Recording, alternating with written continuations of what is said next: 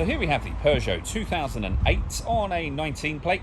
I'm going to start off by showing you inside the car and we'll run through some controls from there.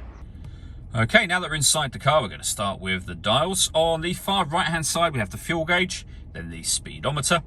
Over on the left hand side, the rev counter and coolant temperature gauge. In the middle you can see the digital readout for the speedometer next to the total miles, and they are 7,491. If we back out to the steering wheel, we have stereo and phone controls on there. The phone controls can only be used after such time as you pair the phone up to the car. And that is done over on the touchscreen in the center just here. Hit the telephone icon and then follow the instructions on screen from there. We're going to back out of that for now. This car's got satellite navigation, a lovely clear color display. There's a full video showing how this works, which you can find on our website, also on our YouTube channel as well. When it comes to music in this car, we've of course got the radio, and you can see we've got DAB radio just there. If you hit sources, you'll also see that we have got, it's hard to see because they're grayed out, but USB input, iPod input, Bluetooth audio as well. And when it comes to the radio, we have DAB, FM and AM radio available on there too. Working our way down, we then have the dual zone climate control. So you can adjust the passenger temperature, the driver temperature.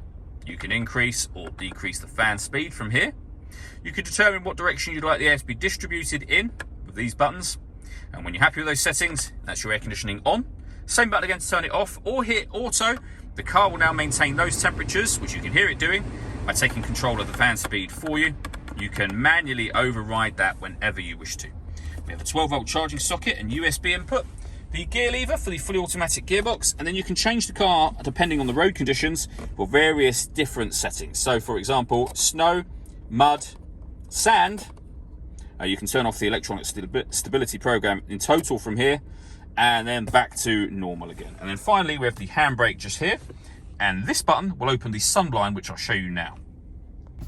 So all you need to do is put your finger under that button, lift it up, and the sun blind will open all the way to the back of the rear seats, and as you can see, that lets in a huge amount of extra light to the car. All that leaves me to say is thank you for taking the time to watch this video. If you'd like to come and see the car in person and have a test drive, please feel free to call any of our MJA sites. We'd love to hear from you soon.